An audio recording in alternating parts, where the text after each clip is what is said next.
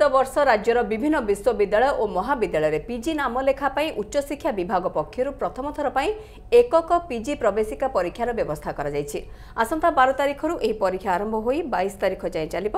ब्रह्मपुर विश्वविद्यालय कलार प्रश्नपत्र प्रस्तुत करथिबा बेले उत्कल विश्वविद्यालय वाणिज्य और संबलपुर विश्वविद्यालय विज्ञान प्रश्नपत्र प्रस्तुत करिसेंती। 83 स्ट्रीम रे चलित थर नाम लेखा हेउची 100 रु 70 मार्क एंट्रांस एवं 30 मार्क करियर ने सिलेक्शन करा जिवो।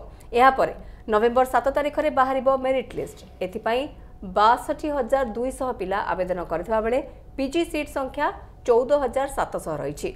26 सेंटर रे छात्र छात्री परीक्षा देबे। प्रश्नपत्र एवं एमआर सीट सेंटर गुड़िकरे पहुंची सारिछि। कोरोना नियम अनुसार परीक्षा परिचालना हेबो। कोविड रोगी भी परीक्षा दे पारिबे।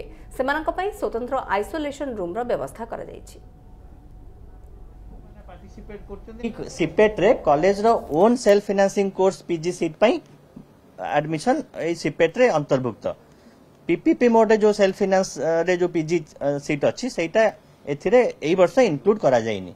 जेहेतु प्रथम थर पई हमें करूछु तो हमें लिमिटेड रखिछु हम स्कोप टा। हमर अलगा छोट छोट आइसोलेशन रूम करा जायछि 26टा सेंटर रे।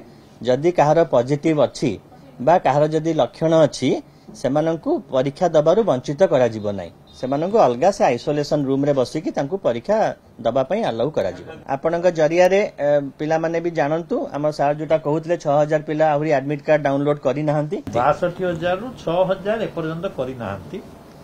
तेणु हमें आशा करछु नेक्स्ट 3 दिन रे करि देबे।